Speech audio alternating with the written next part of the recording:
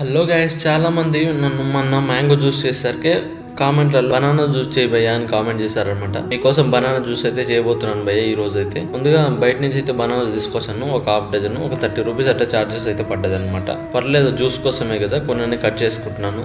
దాని తర్వాత ఇక మిక్స్ తీసుకొని బనానాస్ మరీ ఎక్కువ కాకుండా 2 లేదా 3 కట్ చేసుకుంటే సరిపోద్ది అనమాట. పెద్ద మిక్సర్ కాబట్టి నాకేం పర్లేదు, అప్పటికే సరిపోయింది. ఒక 2 మెంబర్స్కే కదా, ఓకే అనిపించింది నాకు. కొన్ని డిమార్ట్ నుంచి కొనుక్కొచ్చాను అనమాట. సబ్జా గింజలు, దీని కాస్ట్ వచ్చి 47 అంటే 50 రూపీస్ దాకా చార్జెస్ పడ్డది. ఇక బనానాస్ మిక్స్ చేసే వరకు ఈ సబ్జా గింజలు అయితే కాసేపు అయితే నానబెట్టుకుందాం. ఇప్పుడు ఆ బనానాస్ కట్ చేసిన దాంట్లో కొన్ని కూల్ వాటర్ అయితే వేసేసుకుందాం. తగినంత మీరు ఎన్ని కావాలంటే అన్ని వేసుకోవచ్చు. దాని తర్వాత స్వీట్నెస్ కోసం చక్కెర కాస్త ఎక్కువనే వేస్తే బెటర్ అనిపిస్తుంది. బనానాస్ కొంచెం అంత తీయగా అయితే ఏమనిపించలేదు, అందుకని కొంచెం చక్కెర అయితే ఎక్కువ వేస్తున్నాం. ఇక స్టార్ట్ చేసేద్దాం. మిక్సింగ్ అయితే పట్టేసుకుందాం అనమాట. కాస్త ఎక్కువసేపు పెడితే లోపల ఉన్న గడ్డలన్నీ కరిగిపోతా ఉంటాయి. ఇంకేముంది, లెట్ స్టార్ట్ మిక్సింగ్ అయితే పట్టేసుకుందాం అనమాట.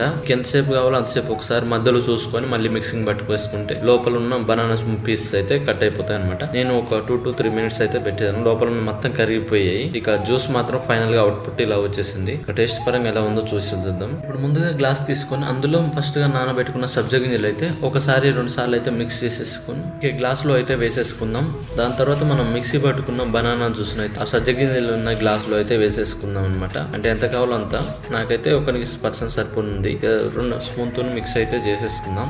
ఇక టేస్ట్ అయితే చూసుకుందాం అనమాట. టేస్ట్ పరంగా ఎలా ఉందంటే ఓకే పర్లేదు అనిపించింది, కానీ బయట చూసుకుంటే మనం ఇంట్లో చేసుకోవడం చాలా better. Thank you so much guys. Next వీడియోలో మళ్ళీ కలుద్దాం. బాయ్.